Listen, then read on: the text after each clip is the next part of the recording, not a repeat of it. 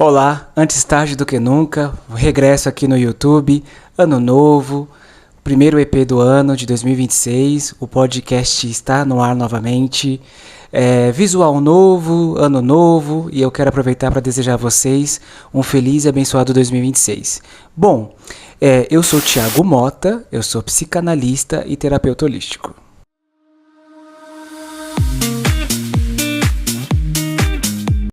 Não, vocês não ouviram errado. Eu troquei meu nome profissional nas redes sociais. Por um tempo eu vinha como Thiago San, e aí teve uma mudança aí no trajeto. Eu recalculei algumas rotas e decidi trocar o Thiago San para o Thiago Mota. O Mota, ele veio do meu lado paterno. O meu pai tem Mota no nome dele e também tem Vidal. Eu sou Tiago Souza Santos e eu abreviei somente o San, Tiago San. E também eu já expliquei para vocês que uma colega de trabalho me chamava de Tiago San, eu gostei e fiquei com esse nome, fiquei com esse nome e coloquei nas redes sociais quando eu iniciei aqui os meus trabalhos nas mídias sociais como psicanalista e terapeuta. Então já faz alguns aninhos aí que eu já venho usando o Thiago San e eu decidi mudar para Thiago Mota. E tudo isso tá tudo ligado com o EP de hoje, né? Com o com o título de hoje. E recentemente, agora, nesse começo de 2026, eu fui visitar a minha tia, minha única tia viva por parte de pai. E fazia um tempo que eu não via ela, já faz mais de 10 anos que eu não via essa minha tia. E a gente estava conversando, né? E os filhos dela têm o Mota no nome. A minha mãe não quis colocar o Mota no nosso nome, nem no meu, nem nos meus irmãos, porque ela achou que a gente não ia gostar do Mota. Então ela colocou Souza Santos, diferente dos meus primos por parte de pai, né, paterno. Bom, e aí, mediante a essa conversa, essa visita à casa da minha tia, eu resolvi que eu não sei, eu recebi um insight que eu precisava me conectar mais com a minha família, com os meus parentes paternos. Eu sou muito ligado e próximo aos meus primos, tios e tias do lado materno.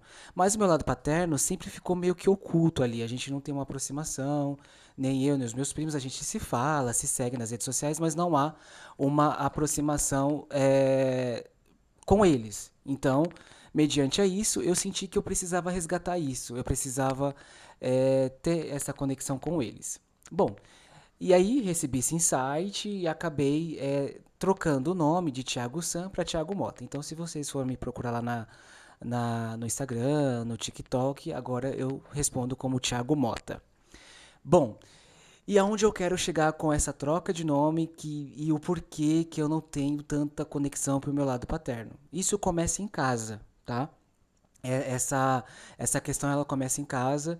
Eu posso falar isso tranquilamente. Isso já foi tema das minhas terapias, né? Como um bom terapeuta, eu também faço terapia. E são anos de tentando resolucionar e ressignificar essa questão paterna na minha vida. Bom, eu sempre tive no início, né, lá na infância, lá atrás, eu sempre tive uma relação conflituosa com o meu pai. Aí eu já cheguei a odiar meu pai, a olhar para o céu e pedir para que Deus levasse e tirasse ele de nossas vidas. Pois é. Mas por que isso? Quando nós éramos pequenos, a minha casa, eu tô falando isso em meados de 97, 98, eu era uma criança ainda, e a nossa casa era muito marcada as paredes. E não era marcada por algo, sei lá, uma infiltração. A nossa casa era marcada por pratos, copos. O meu pai, ele sempre foi uma pessoa difícil, né, de lidar, sempre teve uma questão.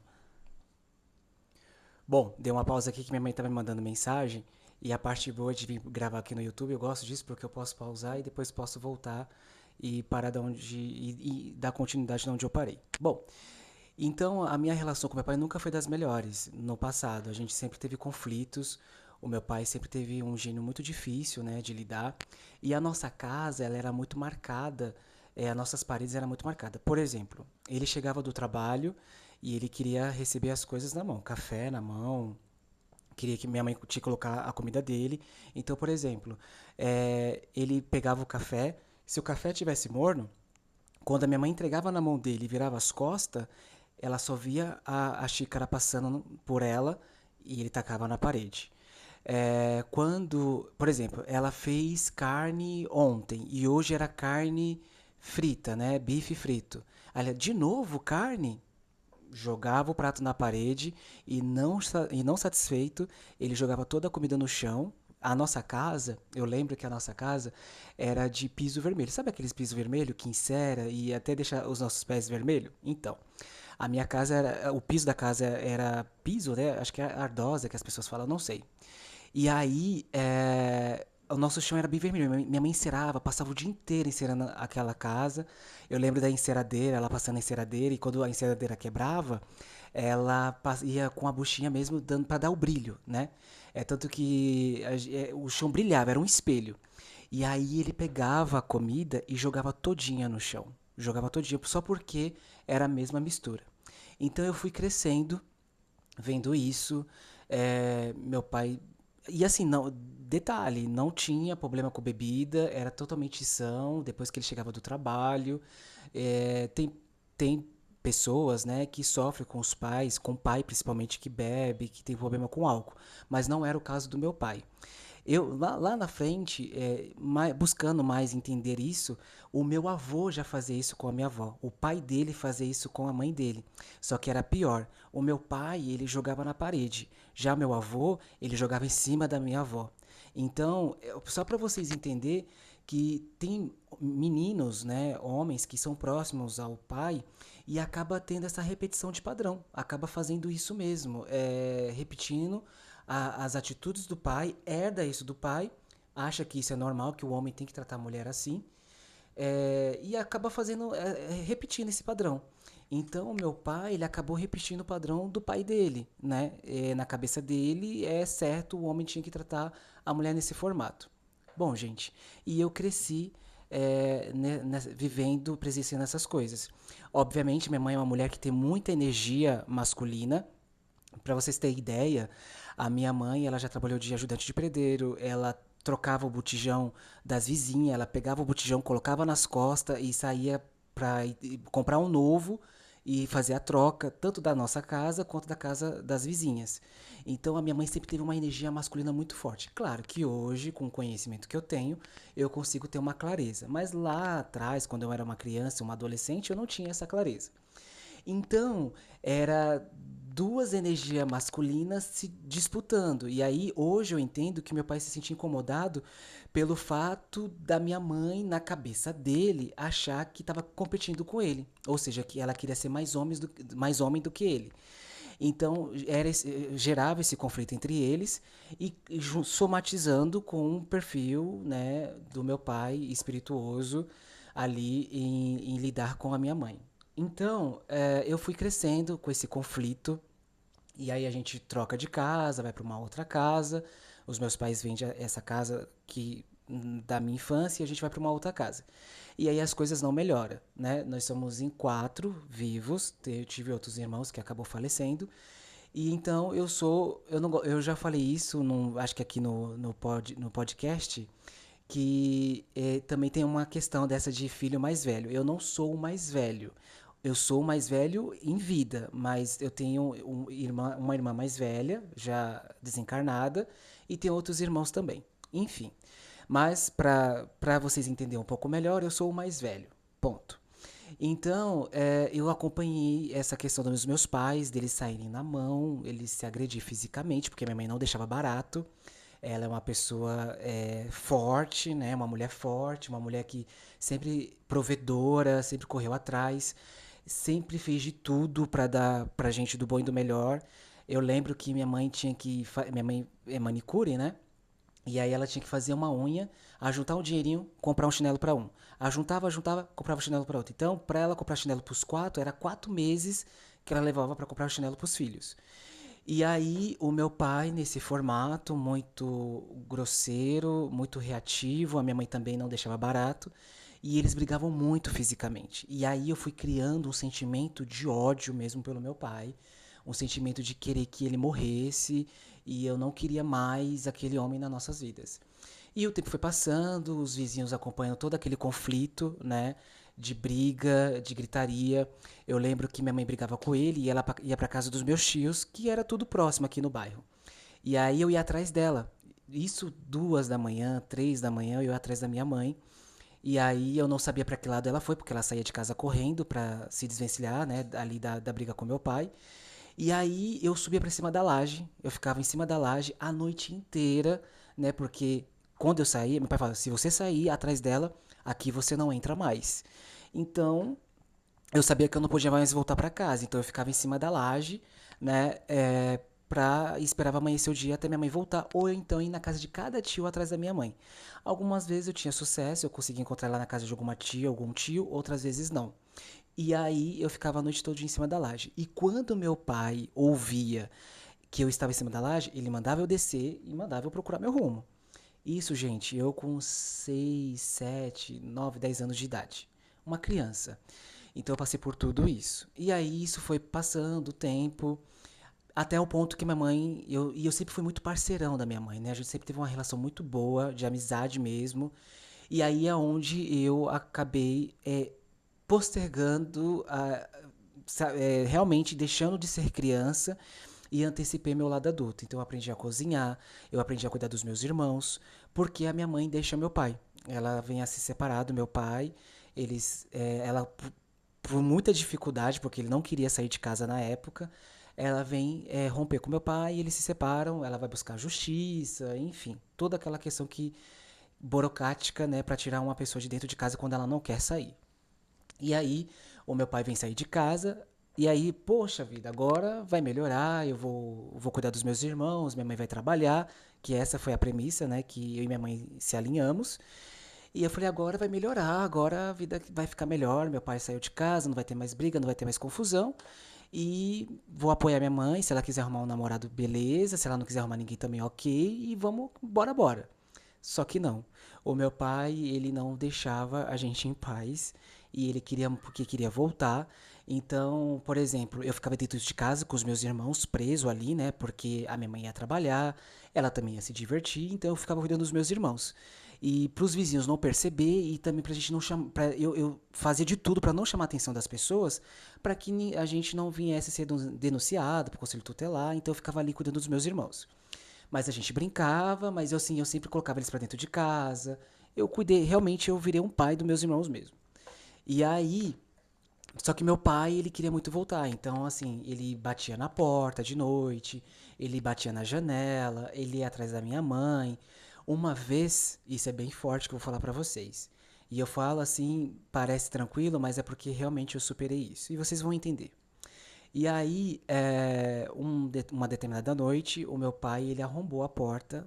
A nossa casa ela tinha muros, o muro era baixo, então era muito fácil de você pular. Tipo, o muro batia para baixo do meu peito para baixo. Então era um murinho, tinha um portãozinho. A gente morava numa viela. E aí o meu pai pegou um dia, eu não sei, ele estava transtornado, revoltado, porque sabia que minha mãe estava trabalhando e estava tocando a vida dela. E aí nós estávamos dormindo, ela estava em casa nessa noite, e ele arrombou a porta, realmente estourou a porta, entrou dentro de casa e ele queria arrancar os olhos da minha mãe com a boca. Então, ali minha mãe tentando se desvencilhar com um susto, ele acabou conseguindo alcançar a sobrancelha dela. E ele queria arrancar a sobrancelha dela no dente. E aí nessa noite foi uma gritaria, a gente gritando, chamando por socorro.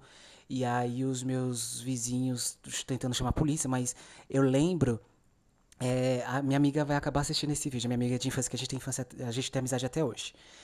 E eu lembro que a minha vizinhança era mais mulheres, né? E não tinha poucos vizinhos homens ali, era tudo mulheres mesmo. E aí a gente gritando pro socorro e assim, me veio uma força tão grande ver minha mãe naquela situação que eu dei um mata-leão no meu pai e vi uma força eu tentando tirar eu e meu outro irmão, né? E aí a gente tentando tirar ele, minha irmã até me deu uma faca de mesa e enfim. E aí eu tentando tirar ele dela até que a gente conseguiu, eu consegui tirar ele de cima da minha mãe.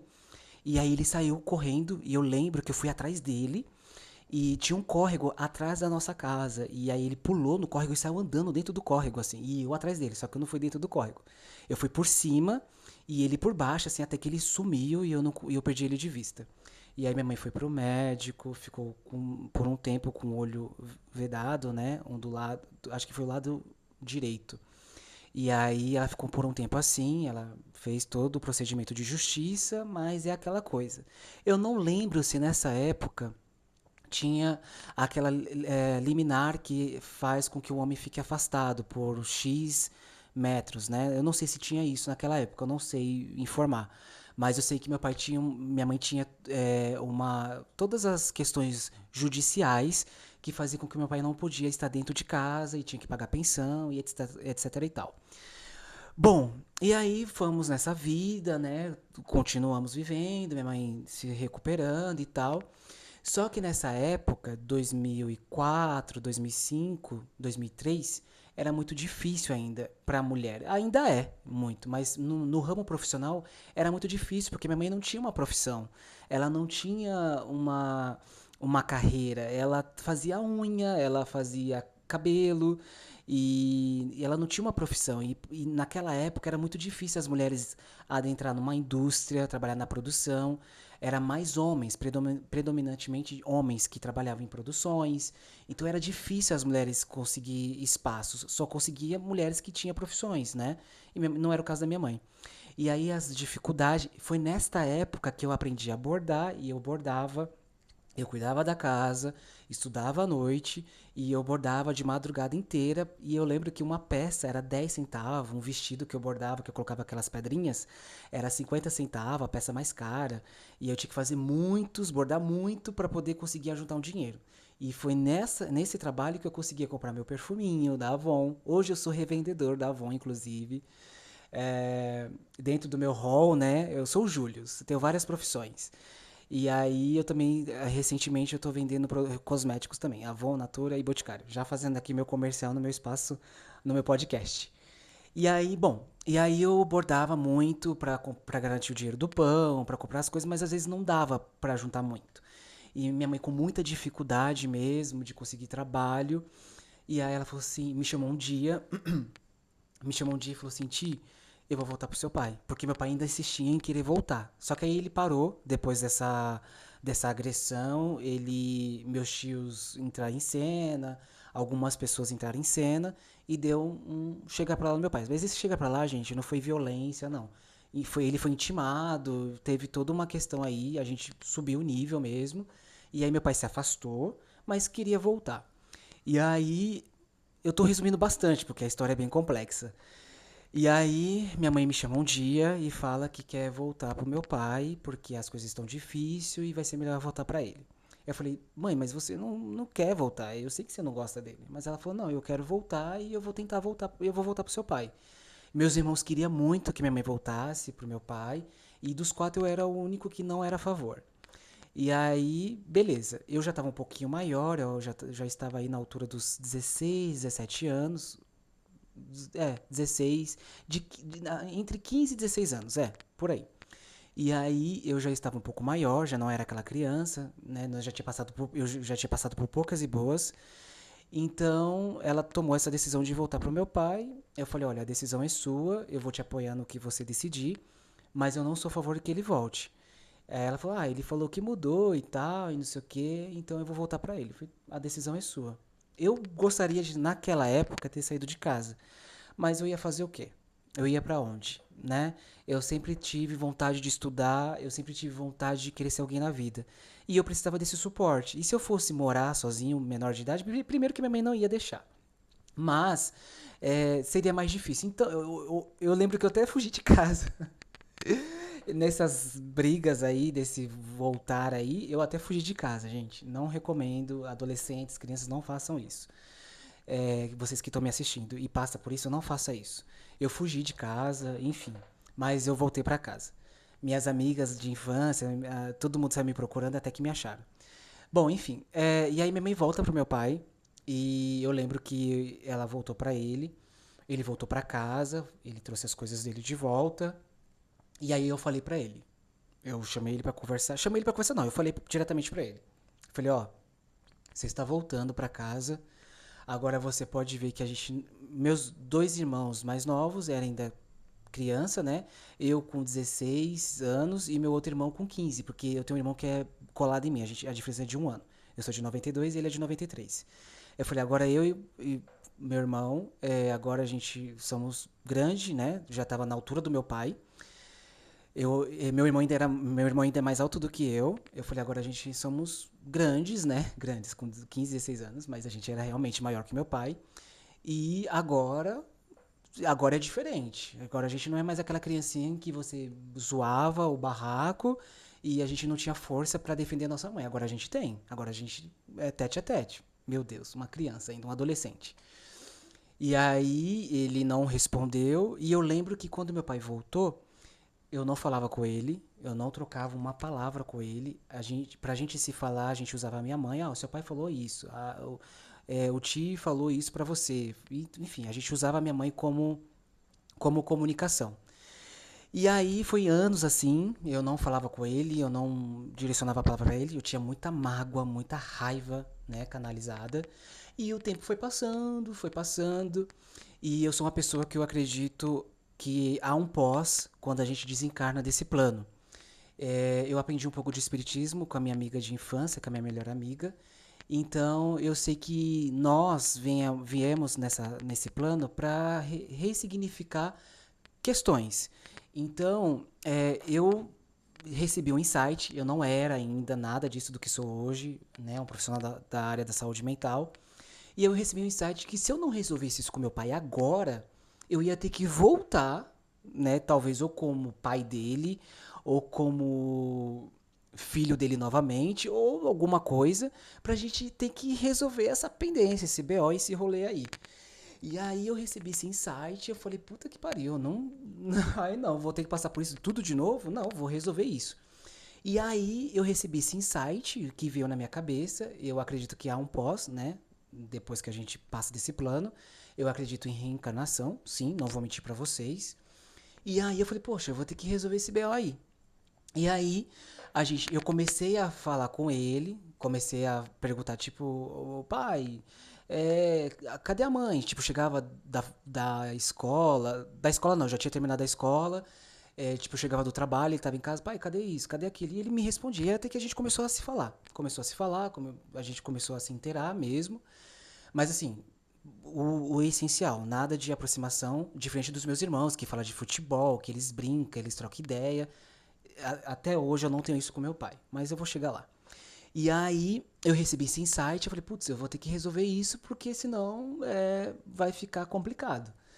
E aí eu chamei ele pra conversar e eu pedi perdão pro meu pai. Pois é, eu pedi perdão pra ele, que no meu entendimento, até hoje, eu não fui errado. Eu só queria defender minha mãe. A gente se agrediu com. Eu e meu pai, a gente já se agrediu verbalmente, né? De palavrões. Porém, é curioso que em todo esse conflito, o meu pai nunca me bateu. Meu pai nunca me bateu, ele nunca me deu uma surra de cinto, nunca, ele nunca me bateu. Eu já defendia minha mãe, tipo, de segurar ele, de xingá-lo, ele me xingar, mas ele me bater mesmo, nunca aconteceu, ele nunca me bateu. Já meus irmãos já apanhou, mas apanhou por fazer coisas erradas e ele corrigir. Mas em mim, ele nunca me bateu, minha mãe já.